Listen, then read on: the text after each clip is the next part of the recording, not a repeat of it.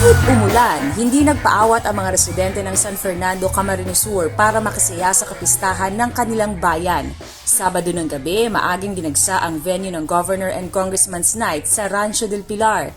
Doble ang excitement dahil bago ang libreng konsyerto, samot-saring papremyo ang natanggap nila sa raffle draw. May nakakuha ng groceries, kitchenwares gaya ng rice cooker. Mahunta dahil ko maaram kung makakabunot kung ano. Maraming salamat na nakakuha ako ng regalo hali sa Villa Ferte. Salamat po. Salamat yan ko, ugma-ugma. Nasorpresa ang mga nakabunot ng mamahaling TV, motorsiklo, e-bike at e-trike. Hindi ko man po akala ko na makakakuha po kung abot kanila. Salamat po, Governor Luigi and Congressman Eloy. Sorta ako! Hindi nakakapaniwala. Pasalamat ang panamaray sa katabang.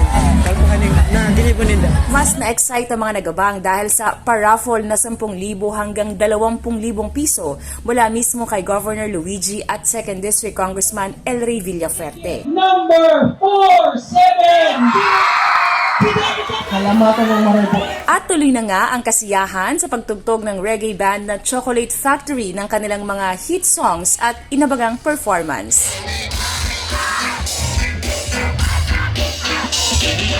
Di namin ina-expect na ganun karami pa rin yung pupunta ngayong gabi kasi maulan, di ba? Pero parang hindi naman umuulan sa kanila, sa energy nila, saka yung pagtanggap nila sa reggae music, sobrang solid, very appreciated sila. So, nag-enjoy din kami ngayong gabi. Ayon naman kay Governor Luigi Villaferte, ang libreng concert ay handog para sa lahat ng mga taga San Fernando na layuning makapagbigay tuwa at saya sa kanilang fiesta. Sa mga taga San Fernando, Governor Luigi Villaferte po, nagpapasalamat sa tiwala na tinaupo nila sa Cook. And syempre, dagos-dagos po ang pagtaon ng serbisyong Kaferte sa Banwaan Indo. And syempre, dagos-dagos po ang pagtaon ng kaugmahan sa Banwaan Indo. Diyos mabulos sa Indogabos, mabuhay ang San Fernando. May Maano, CSN.